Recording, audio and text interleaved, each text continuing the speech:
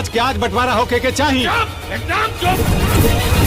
बाबूजी माई आओ मत 15 दिन इनके में खाई 15 दिन हमरे में खाई। कि करिया चाय कैसन रे? हम बिना दूध वाला चाय ना पिए ली।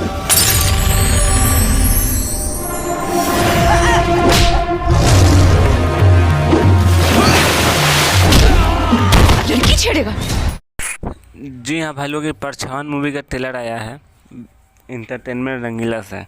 तो आप लोग नहीं देखें तो आप लोग जाकर देखिए और बताइए कि कैसा है। ये ट्रेलर का पारिवारिक ट्रेलर है, आप देखेंगे तो बहुत ही अच्छा ट्रेलर आया है, बहुत ही मस्त ट्रेलर है, जिसमें दिखाया गया है कि इसको शादी होता है ना तो आ जाता है सौतेली, फिर दोनों लड़ाई करने लगता है। ऐसा लड़ाई करने के वक्त में फिर इसको छिपा से कुछ से मारता है तो ये गिर जाता है।